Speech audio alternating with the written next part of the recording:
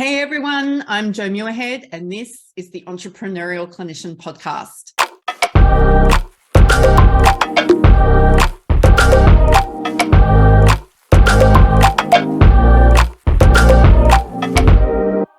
Welcome to another episode of the Entrepreneurial Clinician Podcast. I am your host, Jo Muirhead, and today we have Cyndi Doyle talking to us all the way from Texas, where it is currently a gazillion degrees.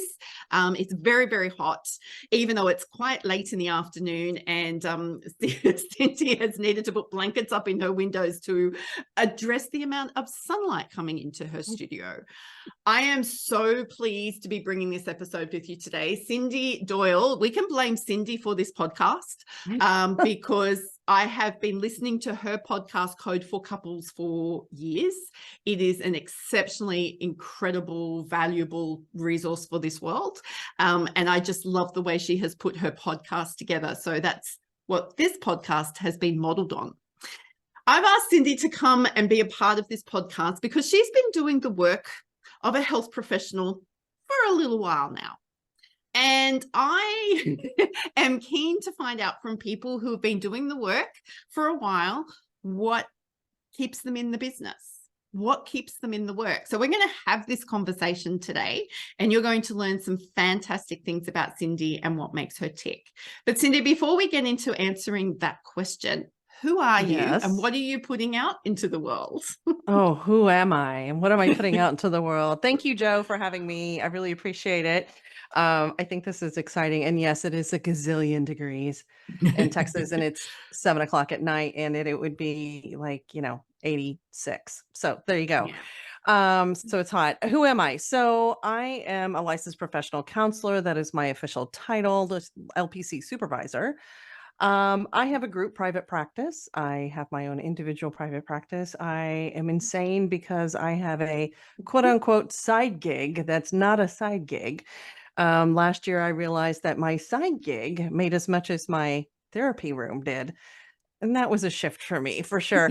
But yeah, I'm the founder of Code for Couples, which is a website originally, a company that puts out information for law enforcement officers and couples to keep their relationships safe.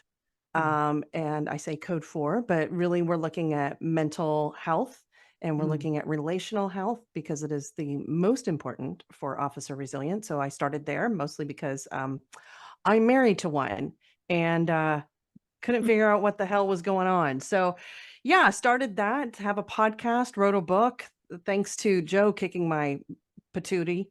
I don't know if I could swear on this podcast. Thanks for, she kicked my butt and said it needs to be written. And so, yeah, speaker for both mental health community and for the law enforcement mental health community. So that's a little bit about who I am.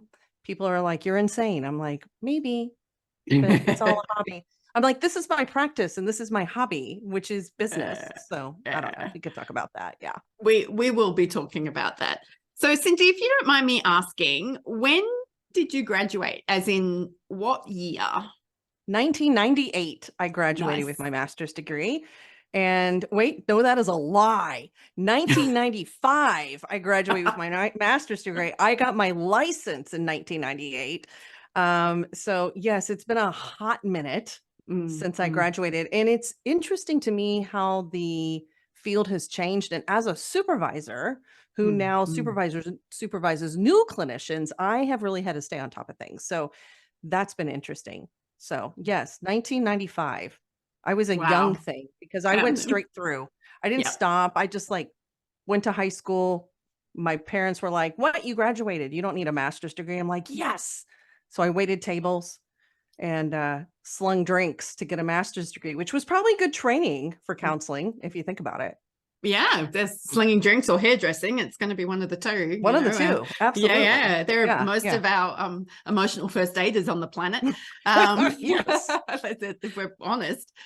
So you and I have had a similar length of time as a health professional. I graduated around the same time. I didn't need a master's degree, and I always get intimidated by the people who have got them, It's just because more books. it is more books and more expense. Let's just put that out there. Yeah. But so you've been around for a while, and you've just been doing the work. So my big question to you, Cyndi, is how have you kept going? Like, how have you kept doing the work? I think my short answer, if you want, like, got to keep in mind, I work with law enforcement, and they like the short, direct answer: reinventing myself.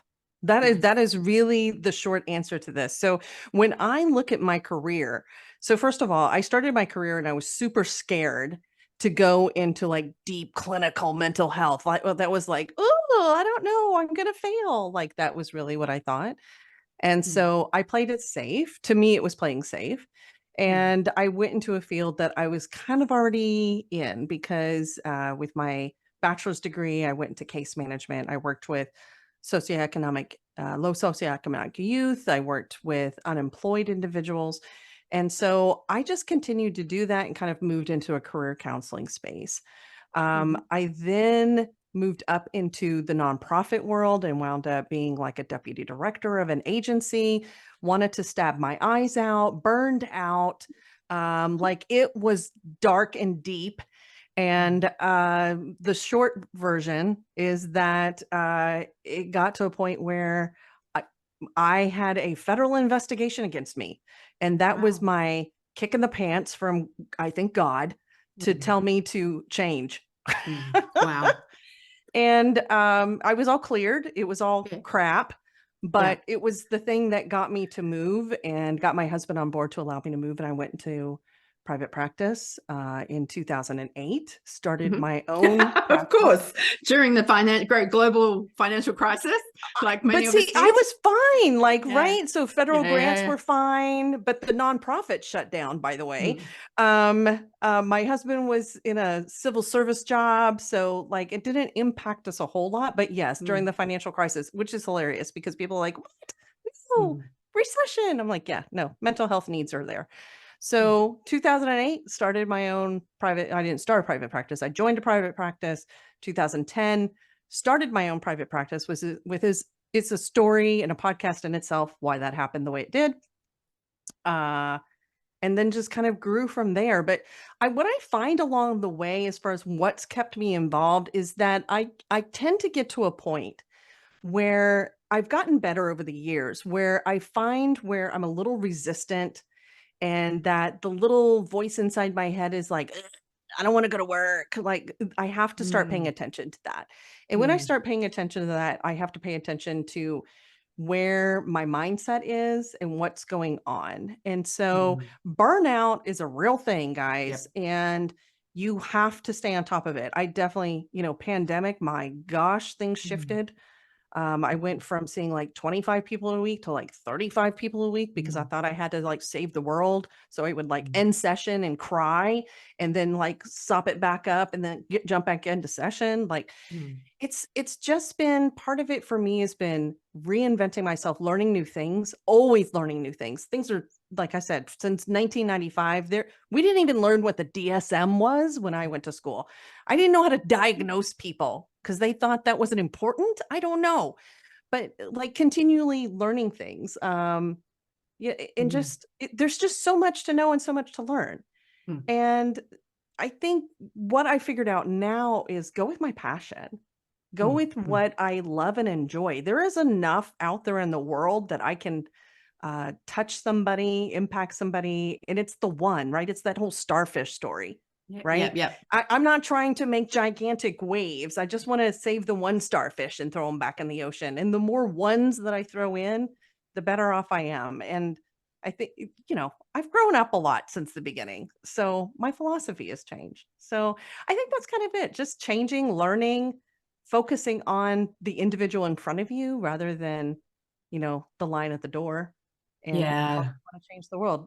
There's a whole lot there as far as like embracing risks. I could go in on that too, but I'm going to stop. It's a great answer to a question. And this is why I'm so excited and why it was important for me to include this topic of conversation both on this podcast and also in the upcoming symposium, because I think watching new people come into the professions, or the lack of people coming into the professions, I think we need to have a conversation about what has helped us be resilient thus far, what has helped us get through thus far, so that the up and coming generations can take our knowledge, our skills, our expertise and turn it into something that's going to work for them as well. And we can't do that unless we're having these conversations. And if all we're telling the newer clinicians is, there's no pay, you'll get burnout, it's very expensive, you're going to end up with board complaints against you. And if that's all they're hearing, then we're not going to have anybody doing the work. And that is my biggest concern, is that I will selfishly get to the point of needing a health professional and there'll be nobody there to take care of me. Absolutely. And I don't want AI taking care of me. Not that I think it will, but I just don't. No, I just don't want that. I hear you. And I think I'll just mention one little thing there that you said. I think a big part of that is the idea of that you don't have to have all the answers. Yeah. The therapeutic relationship. And I think overall, when we think of health professionals, the number one thing we need to do is provide the relationship. Yeah. And we're so concerned about providing the solution that we lose sight of the most important thing, which is the relationship that we need to have with the people in front of us. And you know what, the rest can, I have looked at clients and said, I'm not exactly sure what we need to do here, but let's work on that together. Right. Yeah. And the honesty that comes with that, but doing that takes like some courage, I think, to admit that you don't know. And I don't know that everybody, especially new clinicians coming out, feel safe and comfortable doing that. That's scary. So. Well, yeah. So that's a great conversation for a new clinician to have in supervision, or in my case, in consultation. So I still pay for clinical supervision here in Australia, ongoing, because to me, it's crazy that I don't. I need somewhere to go and talk about what I've seen, what I've heard, how it's affecting me. And then I love the look in the psychologist's eyes that I go to when she goes, "You did what now?" It's like, oh, that's and the blind spots, right? Like, what am I not seeing? Right? Yeah, that's important. Absolutely. Yeah. So when it's easy for us as like more experienced, more seasoned health professionals to kind of have that conversation with a client and go, actually, I don't have the answers, but what I trust is that we'll be able to work it out together. Yeah. I would have been terrified as somebody in my first 12 months to have that conversation. I would have been like, I can't admit that. I can't say that to anybody. I'm going to be sacked tomorrow if I say it, because that was always my biggest fear. They're going to find out how sucky I am, and they'll sack me. How much you suck. Yeah. Yeah. They don't really know what happens behind this door. It's exactly right. Just walk out of here with a smile. Right. So what are some of the things that our seasoned professionals, some of the attitudes and beliefs that we have that aren't actually helpful anymore? Can you talk into that a little bit? Like, what are some of the things that we need to call each other out on? So I don't know what it's like around the world, but I don't think we value our new clinicians coming out. I think one of the things that we need to ditch is this idea that you've got to pay your dues. And just because we had to rake ourselves over the hot coals because the person did it before us, doesn't mean that we need to continue that practice. There is enough business. And I don't know if that's out of scarcity, like, oh, I'm scared, like you don't have the knowledge, but that's crap to me. I mean, people graduate. Yes. Do they need supervision? Absolutely. But they have a freaking, at least in my world, right? In my world as an LPC, they have a master's degree, people. Like, let's make sure that they are being seen as somebody who's valuable, because if we don't value them, then the clients won't value them. And if the clients don't value them, they don't get people. And if they don't get people, they don't get their license and they get burned out. And so part of what we have to ditch is this idea of like paying your dues. It's just so old school to me. I think that's number one. That would be my number one, is ditch that idea. That paying your dues, I'm going to interrupt you there, because it's most seasoned professionals will go, yeah, I've gotten rid of that. I don't say that anymore. BS. Yeah. It's just because I know it turns up for me as well, like in my clinical practice and my private practice, and I'll sit there and somebody will say something to them and I'll go, you think I'm just going to hand that to you? Like, Yeah. you think you're ready for that? Like, you haven't sweated blood yet. Like, and these thoughts come very fast. And I've coached people all over the world, and they'll say to me, I love my associates. I love my pre-licensed people. I love my supervision people. And then all of a sudden they'll say, yeah, but they just don't work hard enough. Do you see that? Or is it just me? No, I see that too. And then I think I definitely, I hear people say, you're not ready for that yet.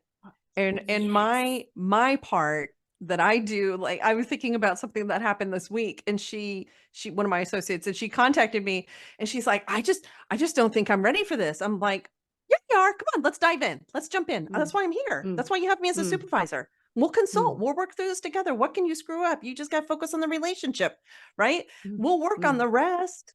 I'm like, mm, can you mm. be with the client? But it scares them many times that they're going to fail, which is my number 2, by the way. Yeah, go for You it. know, it's the failure aspect. Like Mm, and you and I have talked about this in different aspects in the time that we've known each other.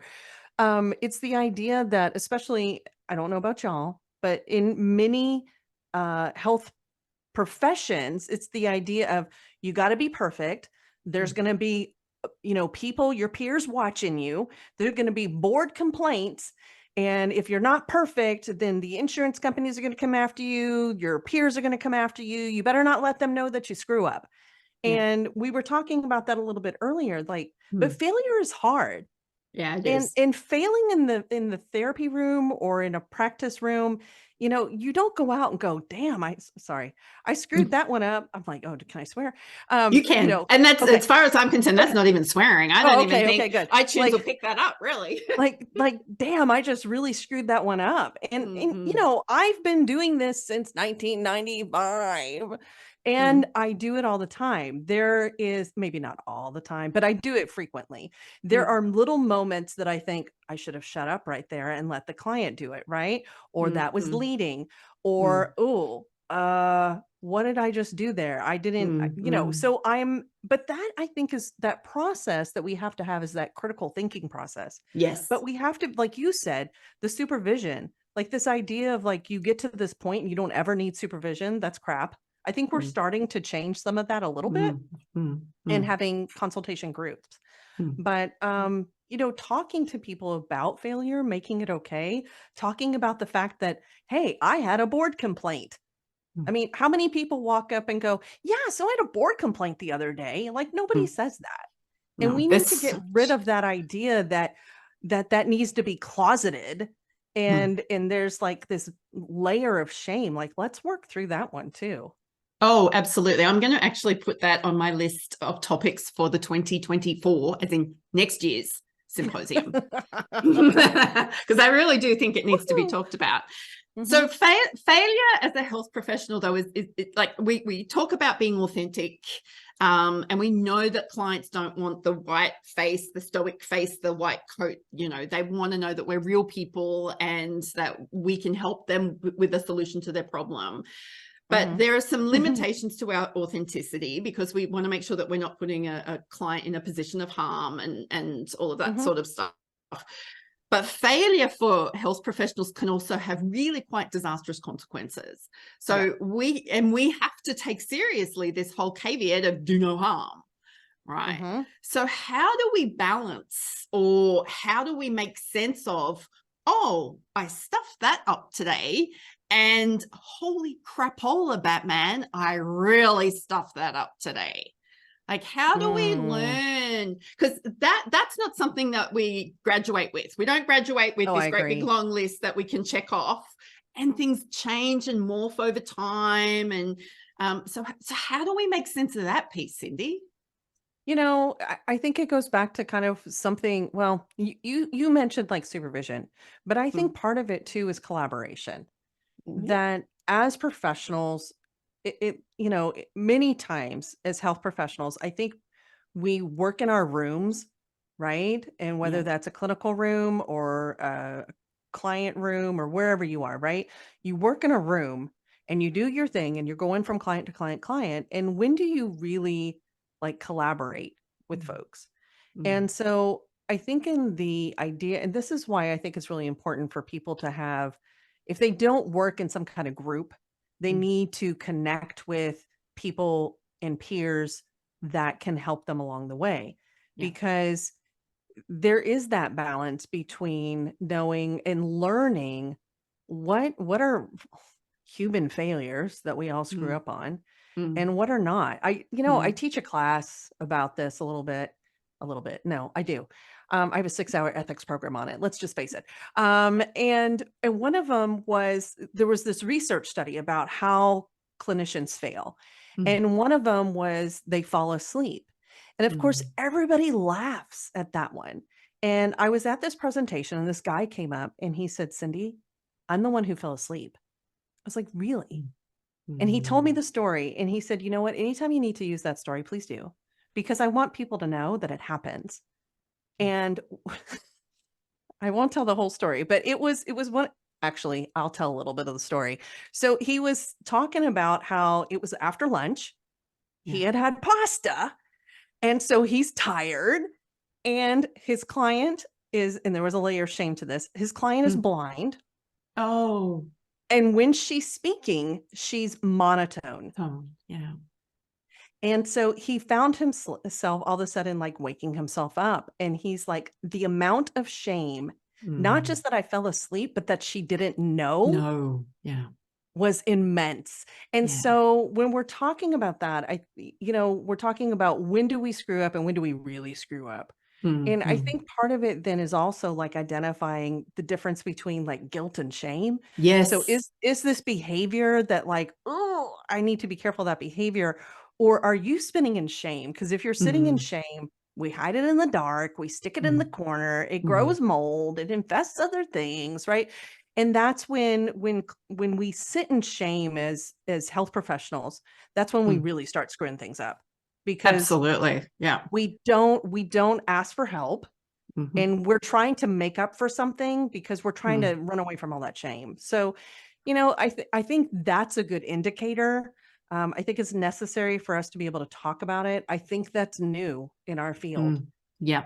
I that would we agree with don't. you. I mean, I remember just recently, like, 5, 6, 7 years ago, that people were like, "Ah, you don't do EMDR? How do you do therapy?"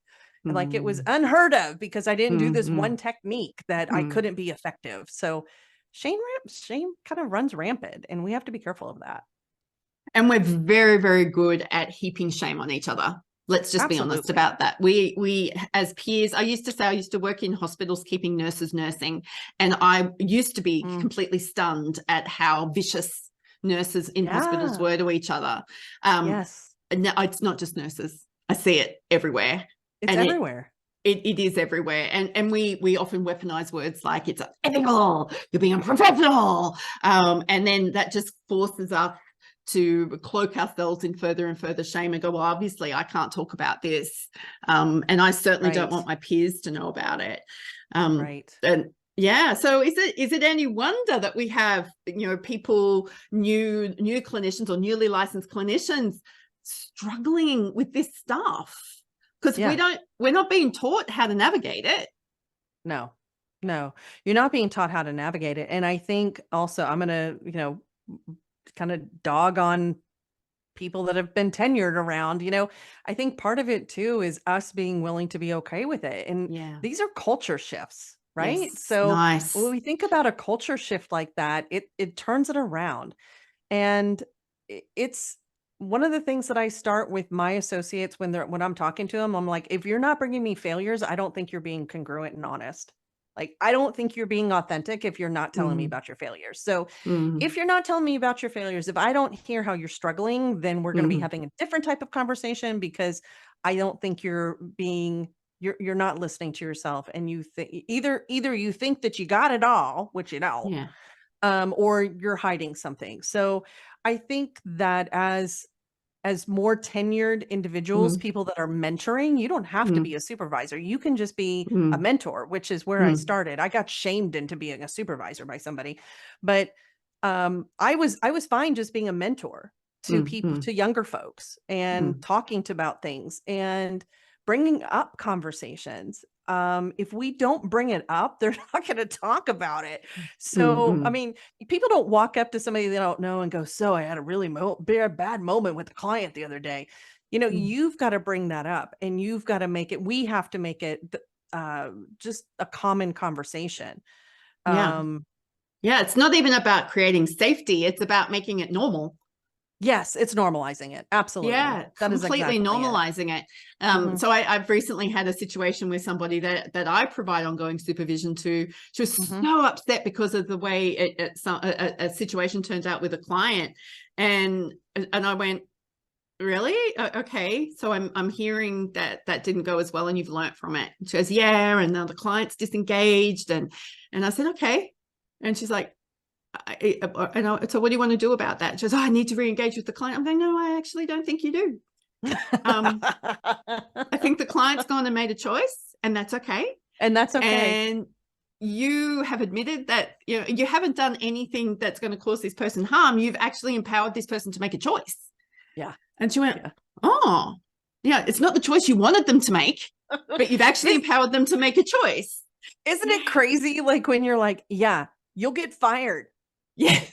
And that's okay. Like I've been fired so many times. I'm like, I'm okay. I'm like, and I will sometimes I'll even tell a client, like, maybe this isn't working for you. And they Mm, look at me like, are you quitting me? I'm like, yeah. I'm just giving it, it's a choice, Yeah. But yeah, we all get fired, but people Yeah. don't talk about that. I mean, No. we need to do a podcast on getting fired. All right, let's book that in for November.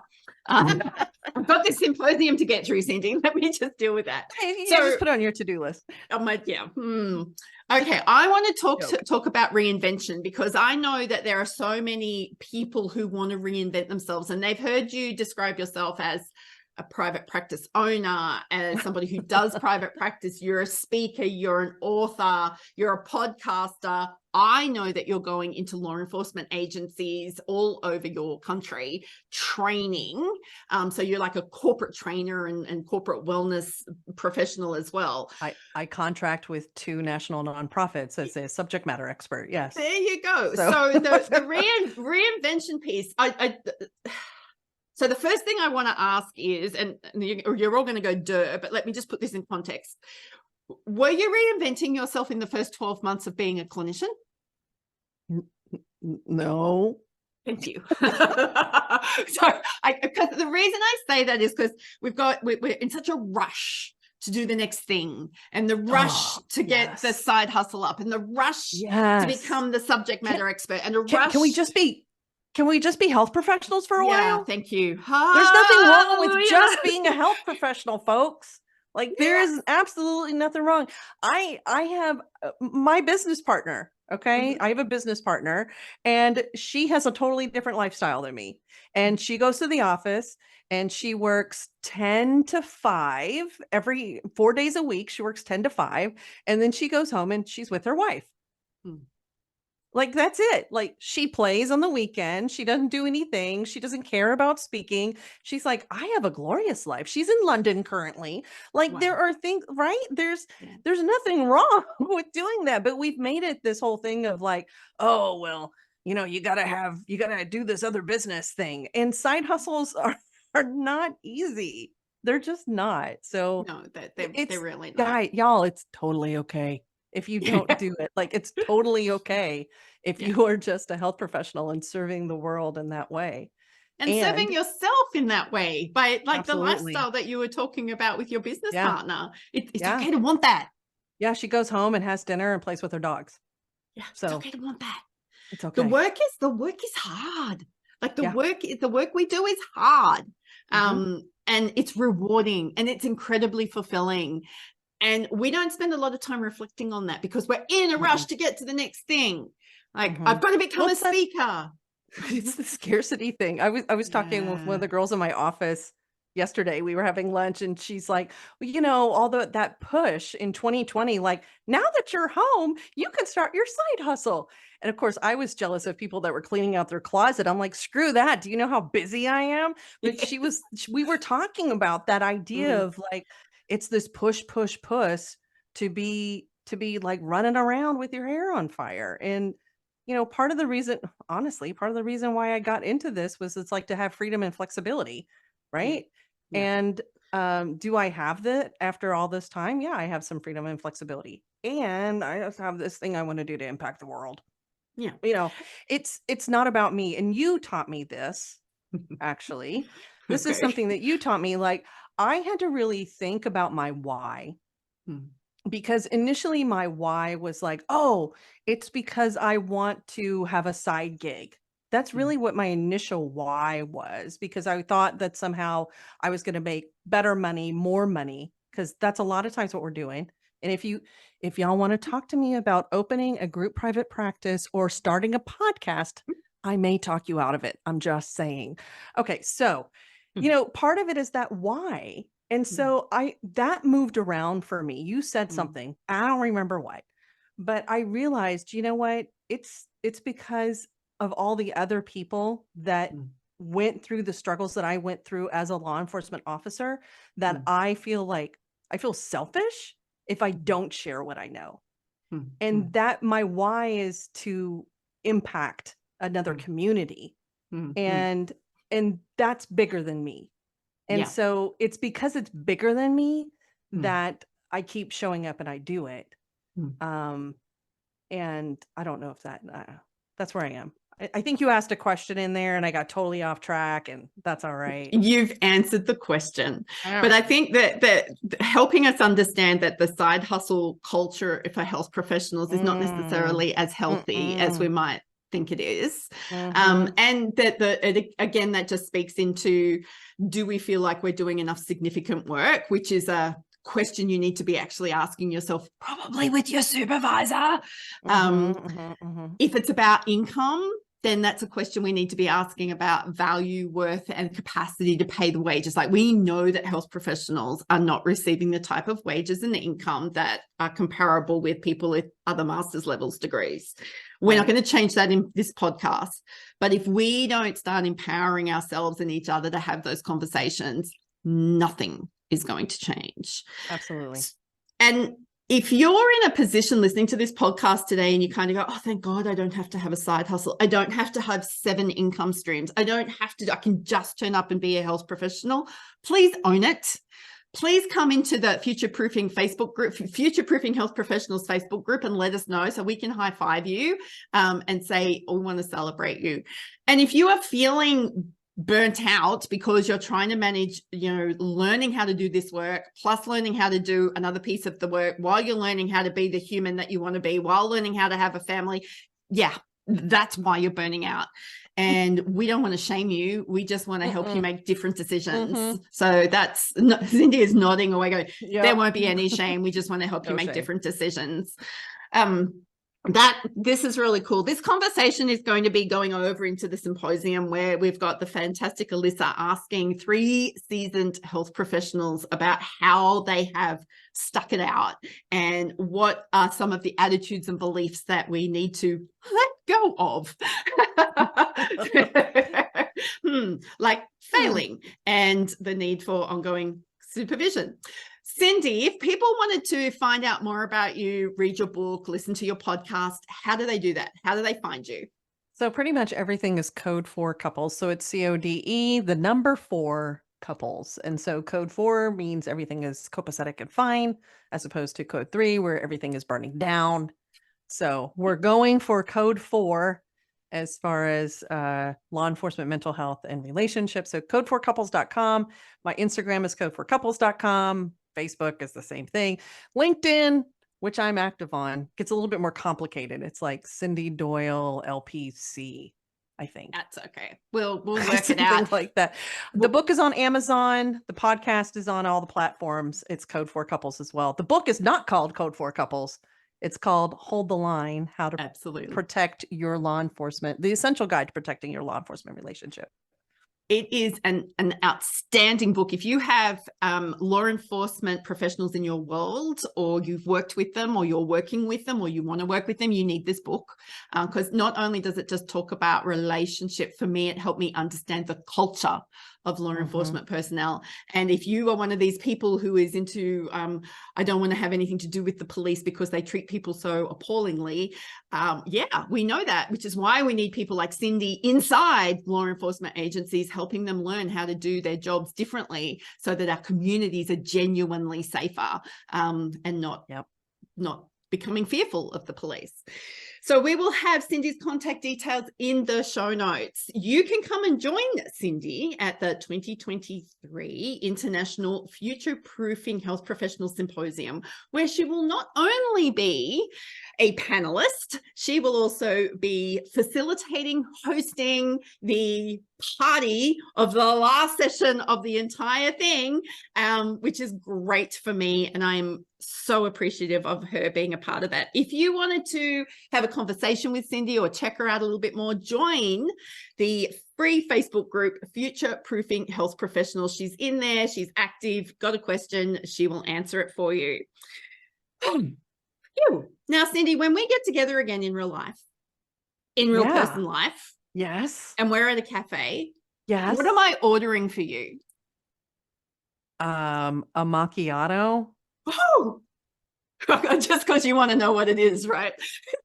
No, I know what a macchiato. I make them all the time at work. Is that what? No, wait. I mean, we're talking about a coffee cafe. We're not in Holland, right? We're not no. We're in Amsterdam at a cafe, right? I just want to clarify that. So the macchiato is in this little cup, right? Yes. Yes. Macchiatos are tiny. I love me a macchiato. That's all I need. I don't know fancy, fluffy stuff. I don't do frothy milk. Anywho, wonderful. Cyndi, thank you so much for being a part of this podcast with me. For everybody listening, go forth, find Cyndi, and until next episode, go be your awesome self.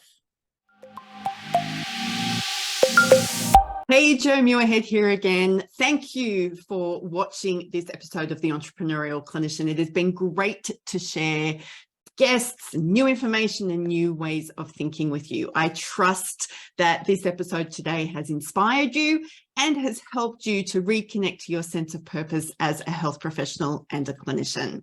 Before we move on, just want to remind you that these sessions, these episodes, are provided for educational purposes only. Nothing in these episodes is designed to be treatment specific or a specific recommendation about your health, your wellness, or your finances for your situation specifically. If you need assistance in any of these areas, please reach out to an appropriate professional for you to be able to access the help that you need. If you have enjoyed these episodes and would like to see more, please subscribe to the YouTube channel and make sure you leave me a comment below. And I look forward to bringing you more great, inspiring stories where I get to learn just as much as you do. Until next time, go be your awesome self.